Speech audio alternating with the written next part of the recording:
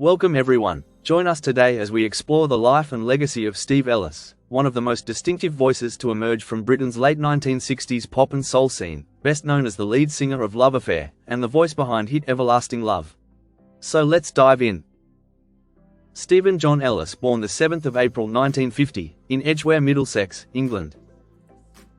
Raised primarily in Finchley, he grew up in a working-class household that included his grandfather and 3 other siblings.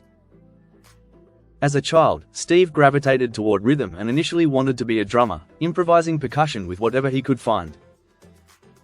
Early attempts to form beat groups came and went as he learned his way around youth clubs and rehearsal rooms.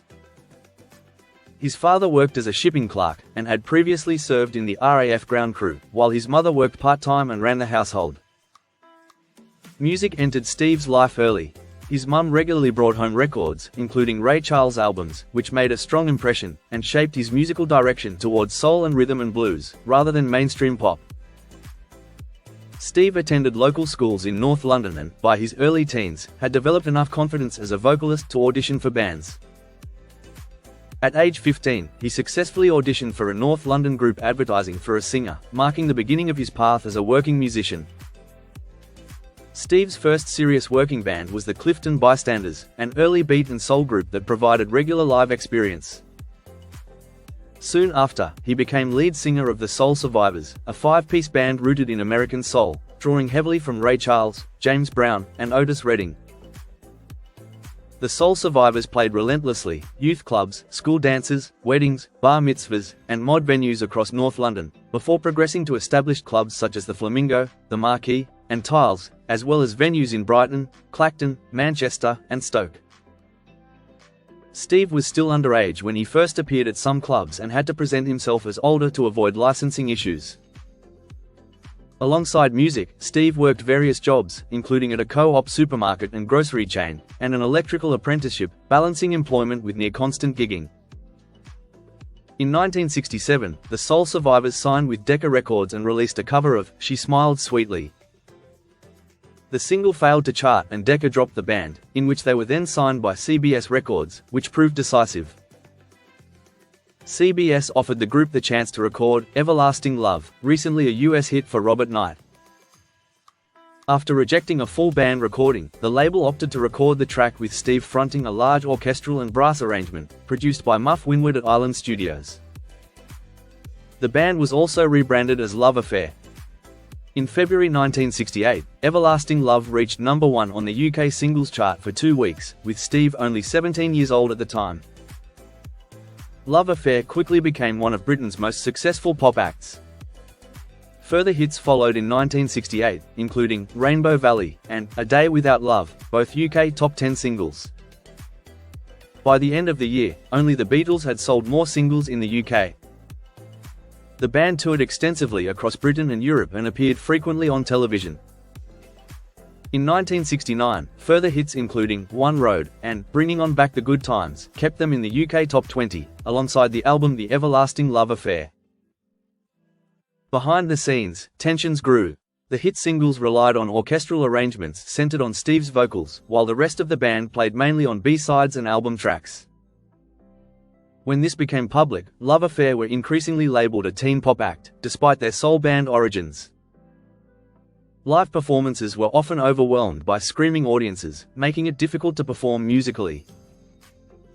By late 1969, dissatisfied with the band's direction and lack of musical control, Steve decided to leave. In December 1969, aged 19, he left Love Affair, effectively ending the group's commercial momentum. Steve remained with CBS as a solo artist, recording vocals for the 1970 film Loot, and appearing on Pete Barton's album The Answer, alongside Peter Green.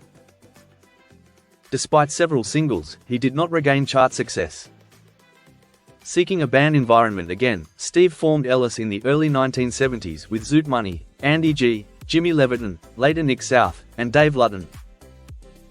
The band released Riding on the Crest of a Slump in 1972, produced by Roger Daltrey, followed by Why Not in 1973, produced by Mike Vernon, but limited label support stalled the project. Steve then joined Widowmaker, signed to Jet Records and managed by Don Arden. The band toured heavily in the UK and US, but internal conflict and exhaustion led Steve to leave after returning from an extensive American tour. A solo album, The Last Angry Man, was recorded but shelved. Disillusioned with the industry, Steve stepped away from professional music by the late 1970s. After leaving music, Steve worked various jobs, including as a docker at Brighton Docks. In 1981, he suffered a catastrophic industrial accident in which his feet were crushed by heavy forklift machinery. Multiple surgeries followed, and Steve spent 8 years recovering and relearning to walk.